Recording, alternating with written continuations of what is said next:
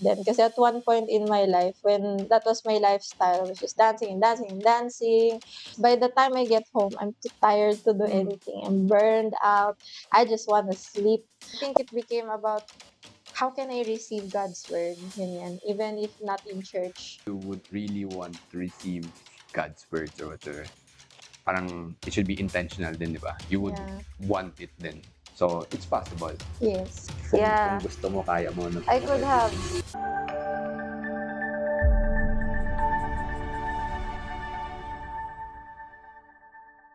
All right.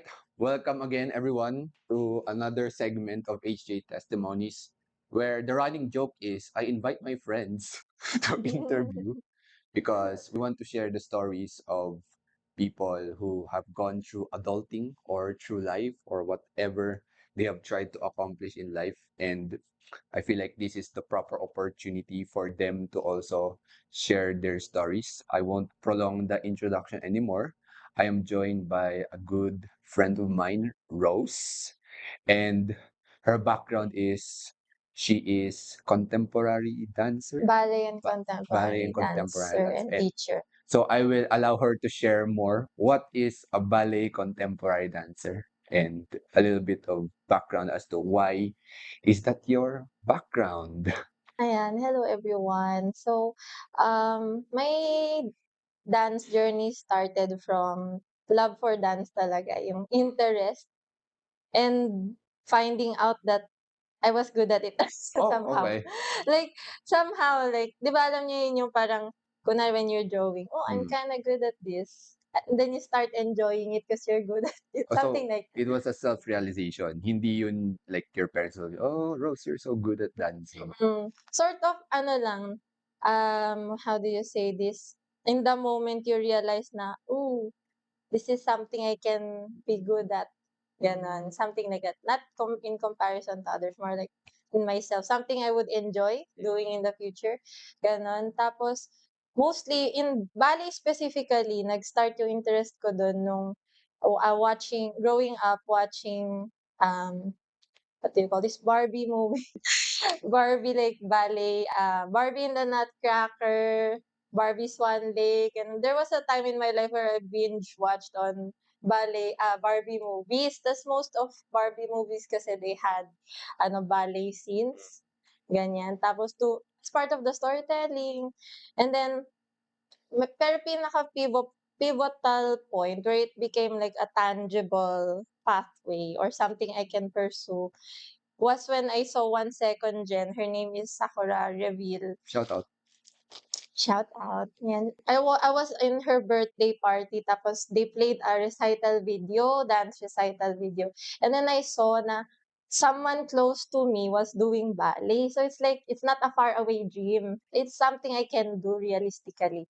And then from then on I told my mother that I wanted to do ballet. And then funny thing is that's the only time na nalaman ko na my mother did ballet pala. Oh, okay. Small world, di ba? Yeah, years ago. She never Ah, told me that. Tapos, she actually was a jazz dancer back in Japan.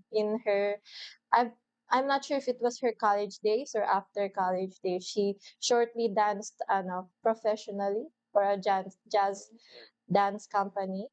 So she was supportive of me. And then sabi niya, go look for the school, ganyan. Ask Sakura where's the school. And then it wasn't so far naman. It was reachable. Andyan lang siya sa may Santa Lucia at the time. I lived in Antipolo. So it was just a jeepney away. And I could go there every weekend when it's not school days. So I was able to start there. And then when I started, wala, I fell in love. Like, I started enjoying ballet. And then, eventually, when I was wondering about my career path for the future, parang yung pinaka-poignant or yung pinaka-nagsistick sa akin palagi is something in education mm. and something in dance. Parang those two things were, somehow balancing themselves out. Tapos, Pero I kind of felt like it was not very realistic. I didn't feel like I was talented enough to pursue a career in dance like that. I felt like my training post-university was not strong enough to make me a professional dancer kasi I thought that's the only way I can pursue dance as a career. Go professional. Mm. And by a professional, I mean you have to, there's ballet companies that stage shows, ganyan, or contemporary dance companies that stage shows, hire you as their dancer. I thought that was the only way. But I met my teacher in Antipolo when I changed to another ballet school, Miss Rosalie Zarate. And then she studied dance in the University of the Philippines, Diliman. So I was like, it was like an epiphany parang, oh, pwede pala yan as a university course. Kasi I wanted to still be academically involved. I love studying in school setting, academic setting. Tapos nalaman ko pa na I can pursue my passion. So that's when I decided na I'd take the UCAT and the auditions and then see if I can pass. If I pass, then it's my fate. Ganun. Kind of a leap of faith. And then from then on, I took on my bachelor's of music majoring in dance in University of the Philippines, Diliman. Graduated in 2021. And then at first, I wanted to pursue professional dancing, probably here or in Japan, ganun. But Sorry, why Japan? because there was a dance company there, contemporary dance company that I really liked, Uh-uh. Noisim. Yun, I really liked it. Their style, their storytelling. It's very, how do you say it, eccentric in a very Japanese way. How did Sort of like you this. discover about them through your mom?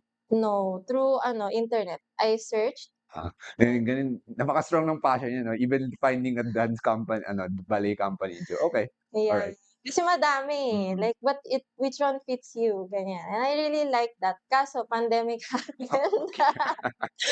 Pandemic happened and most of our training was limited na to virtual, ganyan, in our house. And I unfortunately got a little bit discouraged, gained some weight, lost, how do you call this? Got out of shape. We say out of shape. And then felt discouraged. Tapos, eventually, I was invited to teach for a ballet school where I graduate.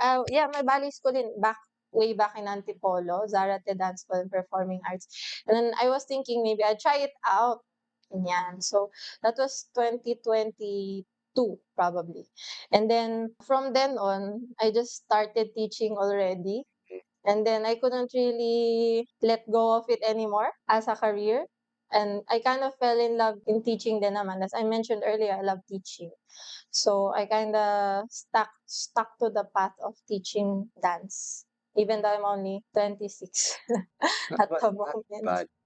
And you're teaching kids around what age? My youngest are around, actually I had two. 2 years old? Yeah, around 2.9 or Doing ballet at 2 years 2.11. old? Yeah, we assess them. If Mm. they're capable naman of sitting still, then you Mm. can, that's a starting point. So I had as young as that, pero usually it's around 3-year-olds yung youngest. And then the oldest ones I've had was 18, around 18 years old. Okay. Sorry, this might sound of like an offensive question. But there was a story I heard like how difficult it is to do ballet, especially my concept of ballet is like always standing on your toes, diba?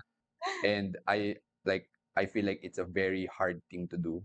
And there are images also of showing that a lot of ballerinas have like injured toes or because they tend to stand on their toes a lot, ganyan. So what it might have been difficult for you, but what made you really enjoy it? Is it because your genuine love for ballet or the dance that you were able to really just push through the difficulty of, well, I'm just generalizing on the tiptoe thing, pero of course like ballet is like you need to be flexible and everything. So how was the process of that? Was it also very natural for you to be just like flexible and execute it as a dancer or as a ballerina?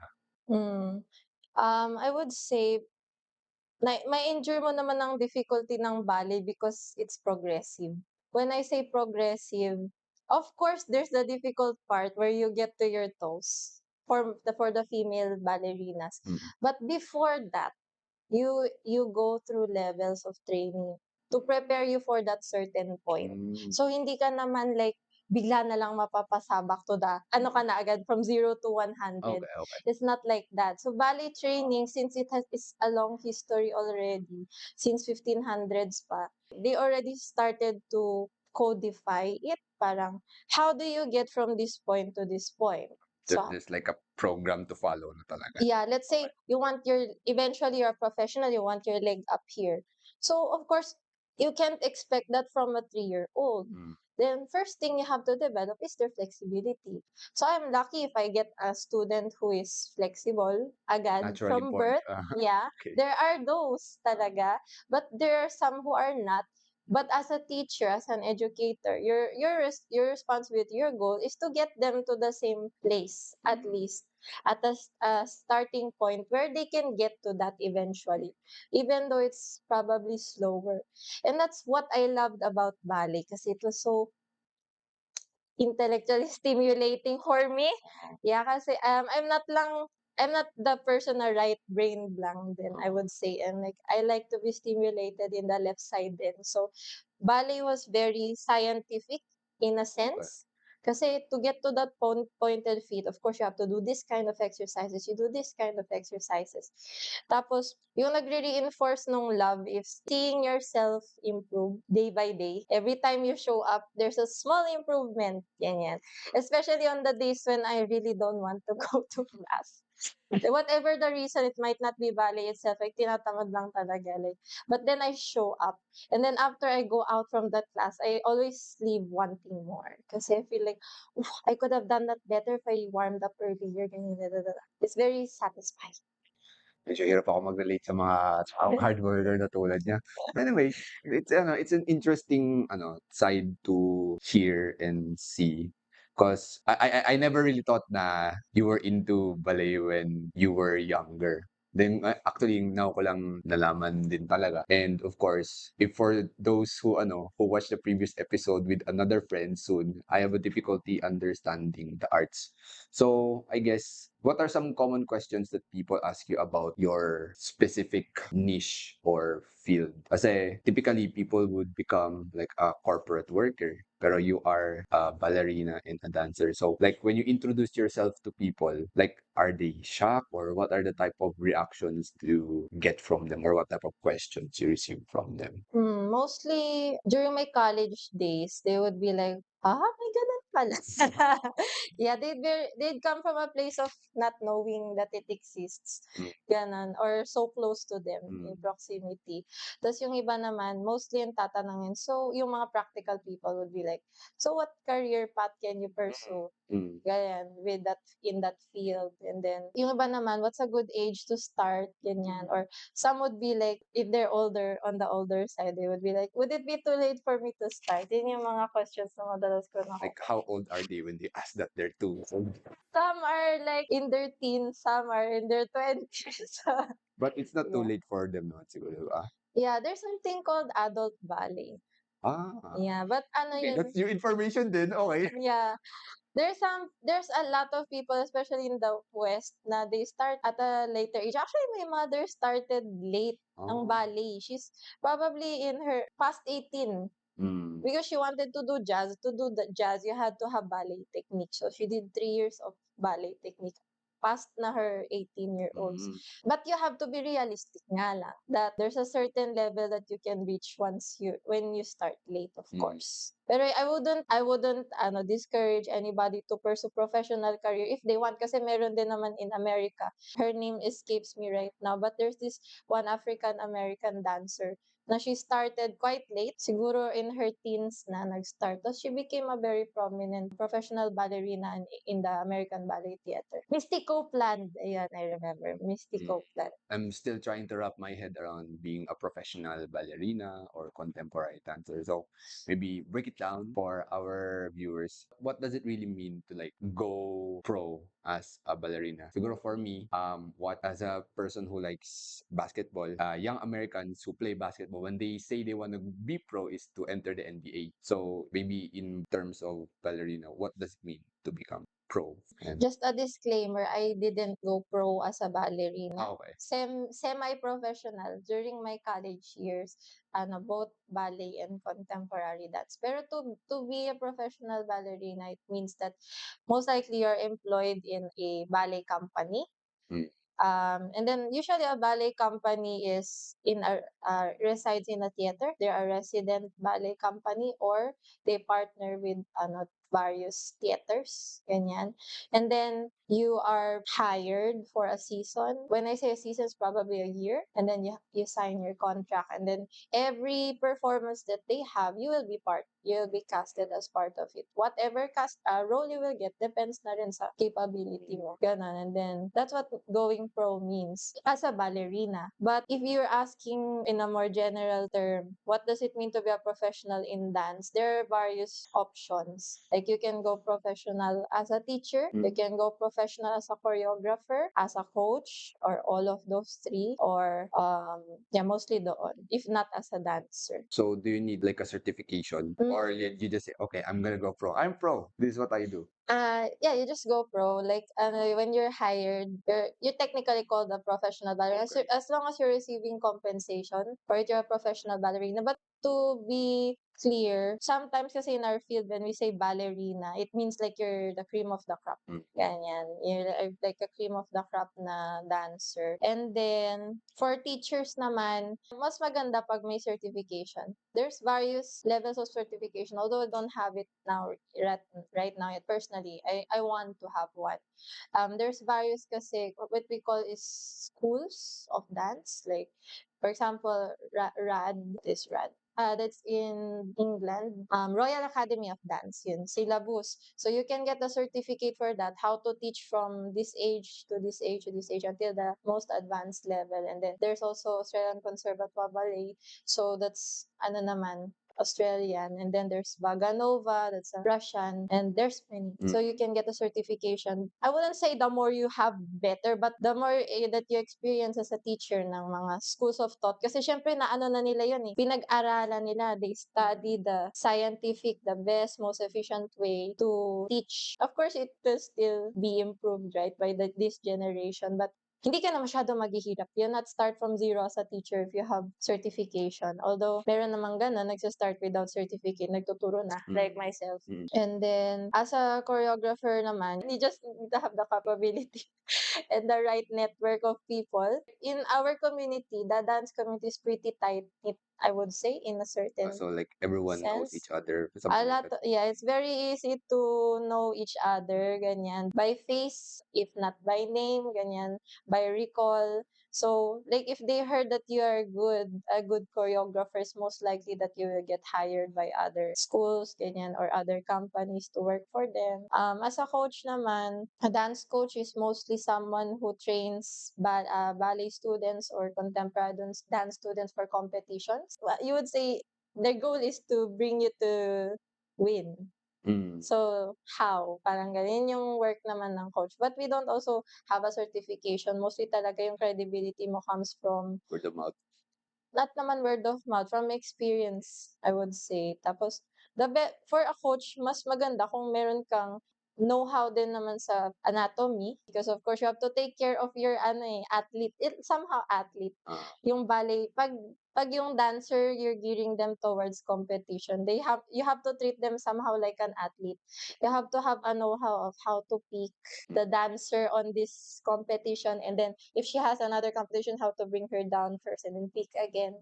And then how do you keep her condition of her body? Kasi syempre you're pushing her 100% all of the time. How do you take care na hindi siya ma-injure? Very scientific na siya. Yeah, pag coach ka, I would say, aside from being a teacher, you need to have a little bit of a scientific know-how. And then para ka ring fitness coach kasi you're thinking, okay, so this dancer, she's good, but her core is very weak. So how do I get her to have good core in 6 months? Or in 3 months, depending on gaano ka aga siya nag-start before the competition. Like that, so. It's a very technical na guys yung mga bagay na yan. Ayun. Pero if you want to learn more, you could hit up Rose if you want to be also like ballerina, contemporary dancer. So you teach, coach? Coach, yeah, you choreograph, choreograph, and you perform. Dun tayo sa performance. Do you perform enjoy before. performing or you enjoy choreographing, coaching, teaching more? Kasi performance is a Hmm. different thing, di ba? So maybe share a little bit of performing and do you enjoy it more than like teaching? What's your overall story on that? Tricky question. Pero like, how many performances have you done in your maybe we Semi-professional should also career. count when you were, when you started young, siguro may mga performances ka din namang ginawa, di ba? I started dancing at 9. Actually, medyo late for our standards. Pero 9 years old, and then I danced semi-professionally actively until around 21 years old. Sa Mm. mga ganong years. So you're no longer performing. At the moment, no. I don't Oh. professionally perform. I would perform sometimes here in our church when I'm asked to. Ano yung no For the pressure sake of showing the arts. performances. Ganun. Yeah. Okay. Kasi I can't really, since I stopped training actively, I cannot really Mm. perform to the best of my capability anymore.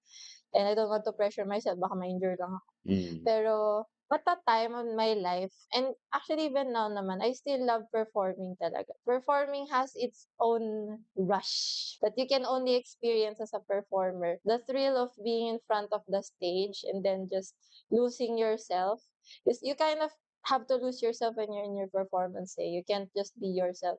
You're portraying a certain character. So, for example, you're a shy type person like me. It brings you out of your comfort zone, brings you out of your box. It's like you're doing cosplay every time you perform. You're pretending to be, you're an Ah. actress every time you're on stage. Tapos, of course, yung masarap ng feeling when you're appreciated by the audience and you receive the clap, ganyan. And at the same time, what I really miss about performing is the training. Mm. Yung everyday you're improving somewhat. So at some point it plateaus, but like yung feeling na, oh, today I was able to not pass out.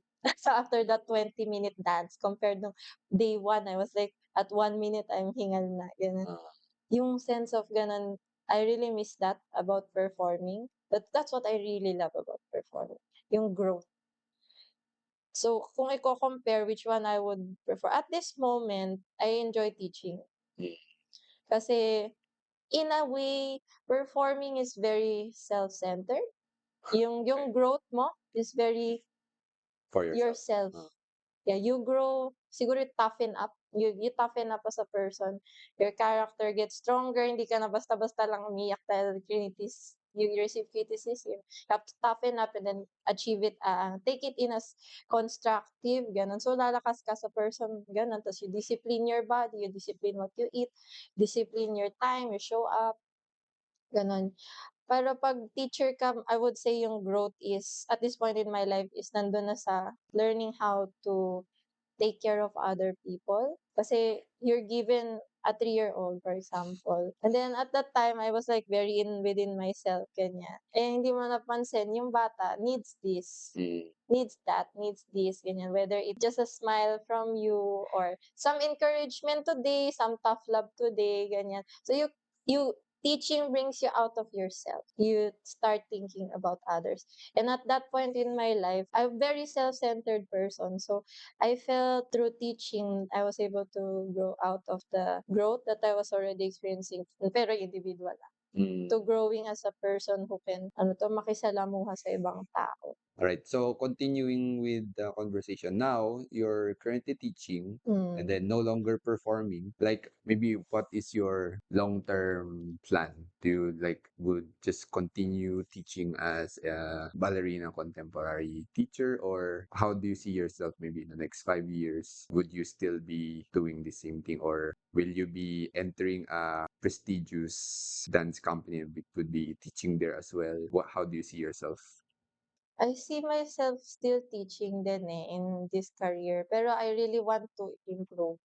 Meaning Yeah. improve. Improve in my teaching in terms of, yun nga, wala pa akong certification. Of course, I Mm. want to have certification. Then I still want to learn more psychology, ganyan. Mm.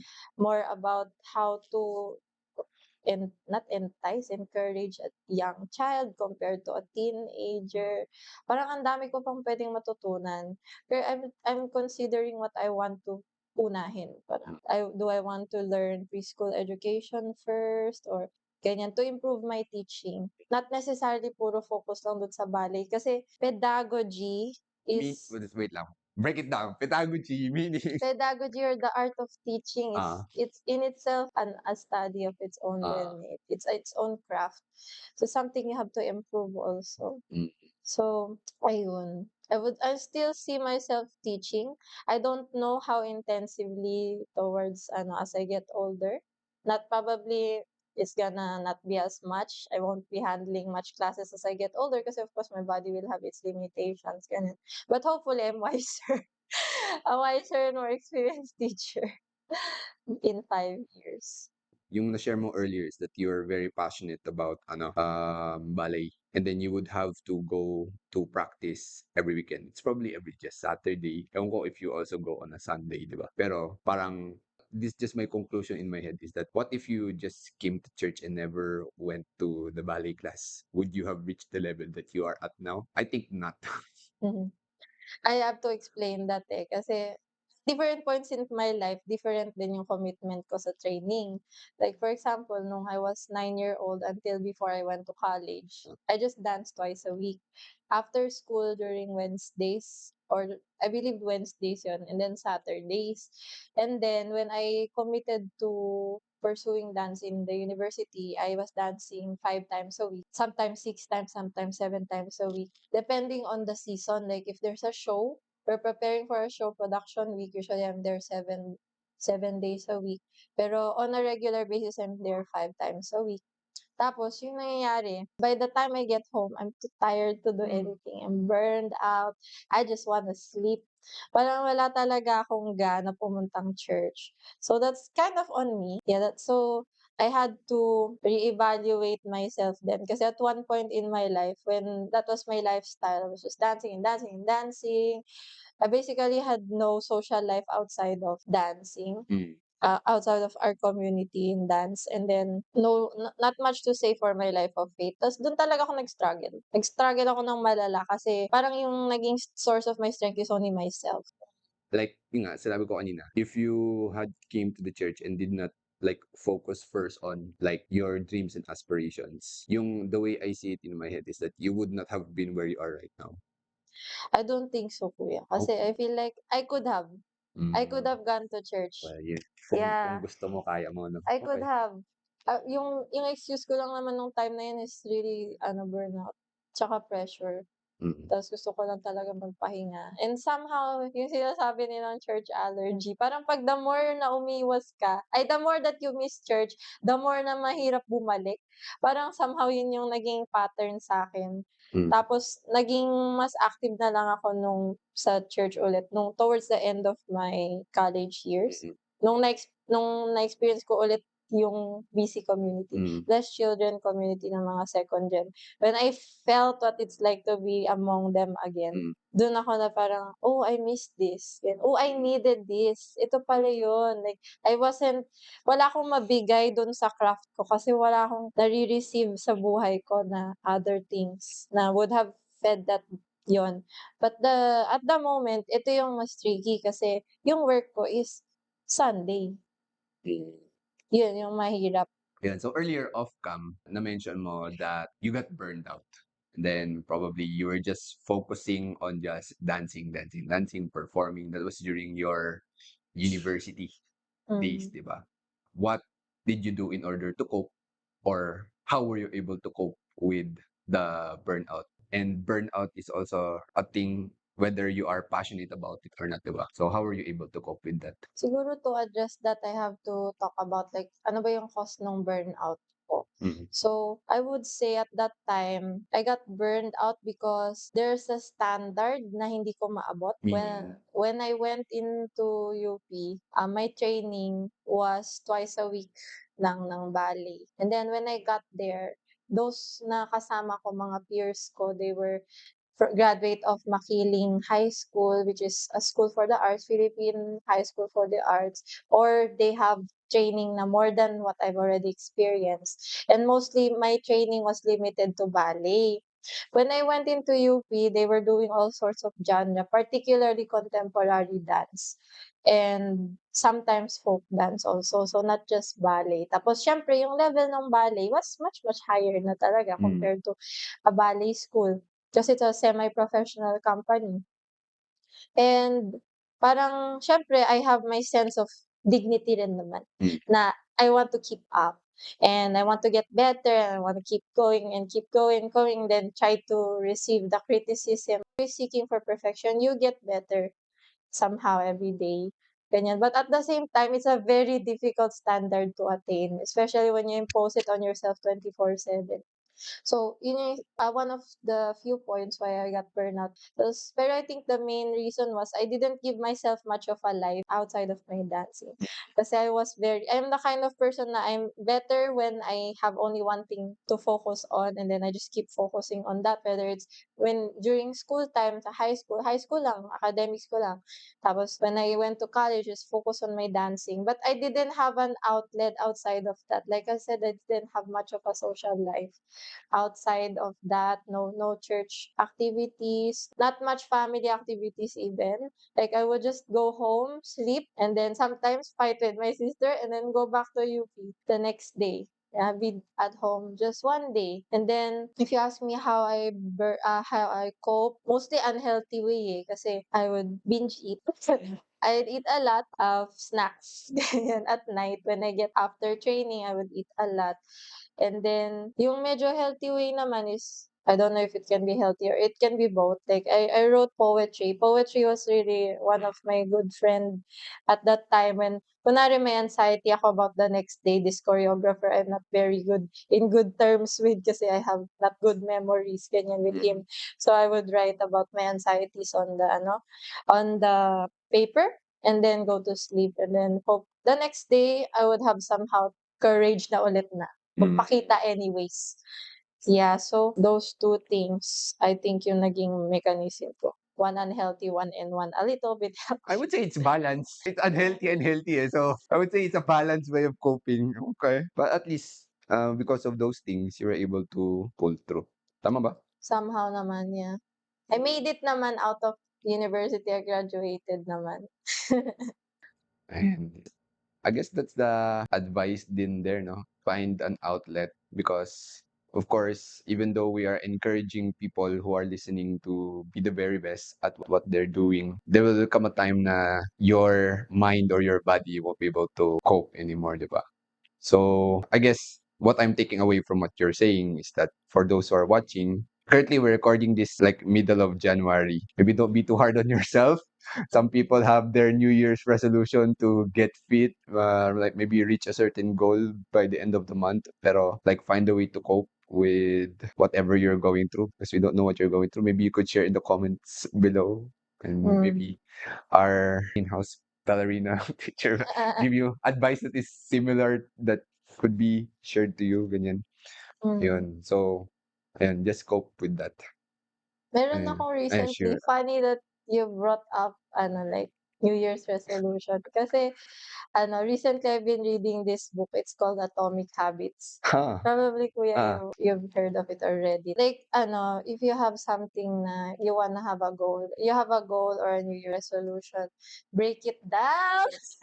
Break it down to the most simple thing, yung kaya mo daw ma-accomplish everyday ng 2 minutes lang. Bago ka pa tamarin, bago ka mawalan ng motivation. Like for example, if you wanna get fit, your habit would be to wear your rubber shoes right after you, for example, had your morning coffee. And then, yun yung goal mo lang muna. Tapos the moment kasi you put on your rubber shoes, you kind of wanna go out eh. And then, probably jog or go to the gym. So, yun lang muna yung focus mo. Parang yun yung na-learn ko from that book somehow. Yun yung hindi ko pa rin ma-breakthrough actually.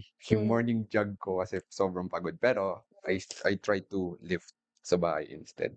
Mm. Dinadagdagan ko na ng push-ups. So, small things. Yeah, small wins. Small things muna. So I'm just genuinely curious. Something popped to my head suddenly. With dancing in ballet, knowing you're a bit conservative, di ba? And then knowing since we've known each other since young, families are conservative. There's this faith thingy within us. And then, of course, with ballet, there are dances where you are touching person of the opposite sex. And there are dresses that probably show certain parts of your body, like maybe a belly button or your legs. Some costumes are like that, diba? So how do you navigate between like your conservative beliefs and with what needs to be executed in your passion that you're pursuing or maybe a performance that you're preparing for? How would you navigate those two things? Because it would really naturally conflict with one another, di ba? Mm. So when we say conservative, I think we mean like for me it means like saving yourself for the person who you will marry, and then of course your life is centered on that. For example, dressing in a more covered manner, not interacting with the opposite sex with the intention of being in a relationship with them. I think when we say conservative beliefs, that's what Mm. we're pointing to. In dance, at least during my time, I just kind of I think about the intention Mm. of why do I have to dress in this way. Mostly, I was performing mostly in the side of contemporary dance.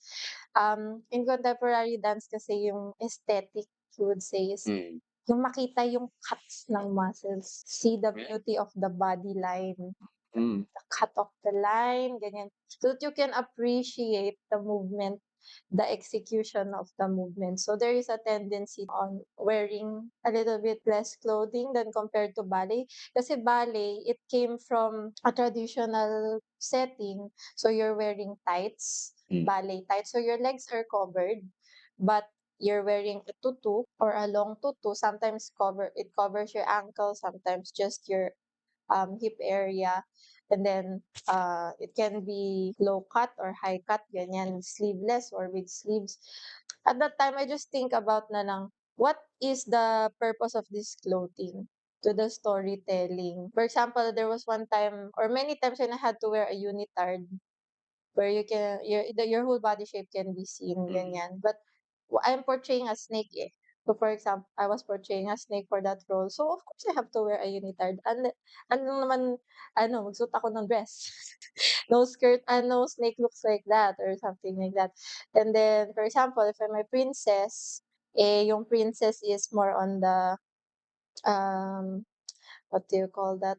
In ballet kasi you wanna show your arms, the form of your arms. That's why most of the time it's sleeveless, ganyan. Or until here lang yung sleeves. But you can appreciate the curves, the fingers, and the expression. And then sometimes to avoid covering din, for example, Ah, okay. your There's your artistic face. intention. Yes, there's Mm. basta may artistic intention. Yun na lang yung naging pinanghahawakan kasi clothing has meaning din eh. There were times when I have to push myself more. Like for example, I had to wear one time a white cycling short and white bra top. Ganyan. Pero yung idea kasi is somehow we're like water. Mm. Ganyan. We're fluid. So you had to kind of look fluid. So at the moment when I was performing, I just removed myself out of yung tinatawag natin na ilang. Mm. Basta I'm conveying a meaning. And then, yung naalala ko na lang, I think this was said to Lea Salonga by her parent. Hindi naman yan yung ifo-focus ng audience. Mm. Hindi yung suot mo. Yung ginagawa mo, yung sinasabi mo. Ganon. Kung tinignan nila yung sinusuot mo, that's on them. Mm. It's because they're looking with malicious eyes. Yan. Tapos on the other side naman, about skinship, yun in dance kasi skinship is almost inevitable eh, Yeah. especially as you get on a higher level where you are partnering with a man. So kasi usually female dancers are easier to lift. So of course, yung mas malakas is yung man. So yung man yung nagbubuhat. And of course, they have to have contact like with your waist or your hand so that they can help you balance or lift you up. Gano'n na lang din. Ano yung artistic intention? Ano yung part siya ng storytelling ba or ano lang, trip-trip lang ng choreographer, ganyan. Eh, kung part naman talaga siya ng storytelling, then it's okay. Tapos, I was lucky naman that in my setup Mm. or in the community where I was dancing, mababait yung mga tao. So like, never naman ako naka-experience ng parang sort of anything close to sexual harassment Mm. or like that na feeling ko hinahawakan niya ako kasi parang gusto niya na ako Mm. i-touchy-touchy. Parang feeling ko naman every time I had contact with a male dancer, it was because we were rehearsing or binubuhat ako or part siya ng story, I have to be transferred from this place to this place. And luckily, although it happens din naman in some other environment, for me, it wasn't the case. So, yun na lang yung naging pinanghawakan ko. As long as it's professional, all of these things are done with the intent of conveying the story to the audience, then I will not think of it as breaking my beliefs. Parang ganon yung naging intention. Tapos, in other ways naman, ang naging conflict din ng dance sa beliefs ko is yung the time. The time that I give to my faith. Kasi of course, dancing is an entertainment. So mostly it's a weekend art, I would say. Like it's something you do or perform. You go to the theaters usually weekends. Kasi ganun. So you go to the ballet classes weekends because ano, yun yung time na wala kang school. Yan for the kids. Ganun. So with me, it became about ano, balancing how can I have attend worship, gano'n. Even if I cannot go to, for example, Sunday service since I work during Sundays, or sometimes I perform during Sundays when I was still dancing. I think it became about ano finding how can I receive God's word, ganyan. Even if not in church, in my home, ganyan, for example. So, if you would really want to receive maybe God's words or whatever, parang it should be intentional din, di ba? You would Yeah. want it then, di ba? Mm-mm. So, it's possible. Yes. Yes. Ayan. So, for those who are listening, who also want to pursue a field of art like Rose, I sort of don't like the quotation, pero it's possible, di ba? If you would really want to, you would. So, and even for her, like she mentioned earlier, because in the environment, people acted professionally with no intention of maliciously touching you, then it's possible din naman talaga. So, probably for those who are worried that, there is the Dangers. Yeah. inappropriate Behavior. behavior, clothing, or whatsoever, it will really depend on you if you choose to think it's inappropriate or not.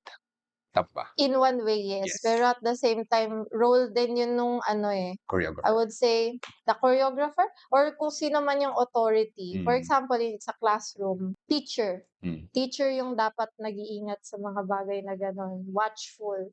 Tapos kung it's a ballet company, the director or the ballet master at that. Ballet masters yung nag-handle ng class, ballet class, warm-up class. Or yung kung sometimes yung choreographer, kung siya yung may hawak dun sa dancers. Pag nakita niya yung the male dancer or the female dancer is doing something inappropriate, it's their responsibility to call it out. As much as it is the responsibility of the individual. Of course, syempre yung individual is sometimes put in a position where she cannot say anything possibly because of pressure. Kunwari, senpai, senpai. Ano siya, ano ba yung English word ng senpai? Higher up na senior company, gano'n. Siyempre minsan mahirap magreklamo, baka maano ka, ma-judge or something. So it's also the responsibility of whoever is in authority at the moment to make the dance environment safe. So it's possible as long as there's a person of authority and you personally could also manage the intention of whatever is Yeah. happening. Ayun. So I feel like I have received inspiration and learned a lot in terms of contemporary and ballet. Although I'm not saying I'll be doing ballet anytime soon, di ba? Pero of course, I feel like understanding something that I am ignorant about shares perspective of how other people work hard in with their passions. So thank you for sharing and accepting this invitation. It's an And honor. yan. Maybe any final words that you would like to share with the audience? Maybe you have a website or an Instagram that they could follow where they could see your performances, anything? Maybe I'll just promote our ballet school. Ayan, so if you're interested to do ballet in Antipolo, we have Zarate Dance School and Performing Arts in along Beverly Hills subdivision, and then Antipolo City. And then if you're interested naman you're the Makati area or Pasig area, come visit Hope Academy of Dance at the Valero One Center. Ayun. Tapos siguro as parting words lang din for young aspiring those who are a little bit eccentric, those like me who really didn't want to do a desk job or anything similar. Yes. Don't be afraid to walk Proceed. the Sure. pursue the road less traveled. Yes. If there's no road, i-pioneer it. Ayun lang masasabi ko. Thank you so Yeah, much. thank you for joining, and we'll see you all in the next episode. Thank you, Thank Rose. Thank you, you. everyone.